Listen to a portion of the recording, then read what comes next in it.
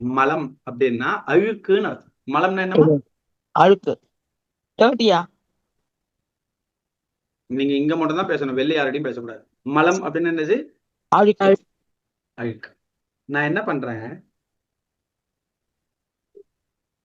நிர்மலம். நிர்மலம்னு போட்டேன். நிர்மலம்னா என்னதுமா ஆயிடுது?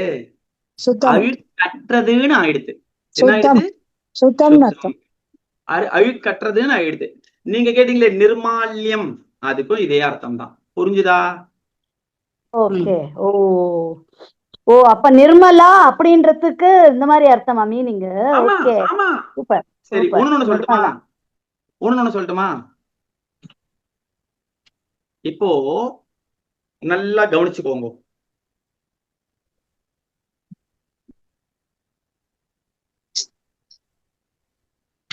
வச்சனம். வச்சனம் வார்த்தை. வச்சனம் என்னமா? வார்த்தை. சரியா? சரி, வச்சனம் அப்படின்னா வார்த்தை. நான் இப்ப சொல்லிட்டே வந்த ஒரு லைன் சொன்னனே, அதுல இருந்து ஒன்னே ஒண்ணு நான் எடுத்துக்கிறேன். என்னது?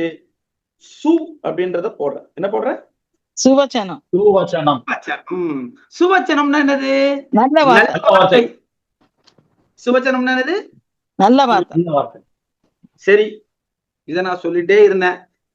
ஓ, வச்சனம்னா நார்மலா சொல்றது, சுவச்சனம்னா நல்ல வார்த்தையா? எப்படி இது? வச்சனம்னா வார்த்தைமா, அவ்வளவுதான்மா. ஓகே. இருங்களேன். சம்ஸ்கிருதத்துல ஒரு ஸ்லோகம் உண்டு. பிரியவாக்கிய பிரதானேன சர்வே துஷ்யந்தி ஜந்தவஹ தஸ்மாத் ததேவ வக்தவ்யம் வச்சனே கா தரித்திரதா. இதுக்கு என்ன தெரியுமா அர்த்தம்?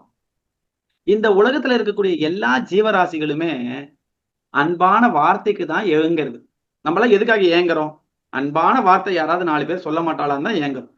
அப்போ அததான் பேசணும். எதை பேசணும்? நல்ல வார்த்தைகள், இனிமையான வார்த்தைகள் தான் பேசணும். வச்சனே கா தரித்திரதா.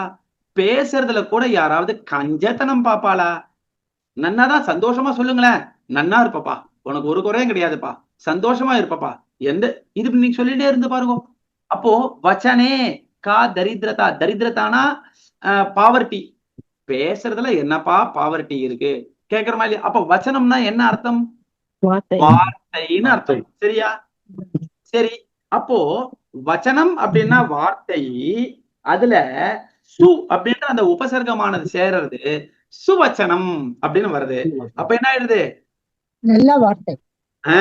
அப்போ வார்த்தை, நல்ல வார்த்தை. புரிஞ்சுதா? சரியா? துர்வச்சனம் புள்ளமா. இந்த கிருஷ்ணமணி அம்மா இருக்காளே, நம்ம மனசுல இருக்கிறத அப்படியே சொல்லிடுவாமா.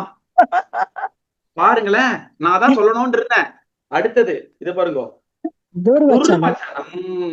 இது பாருங்க,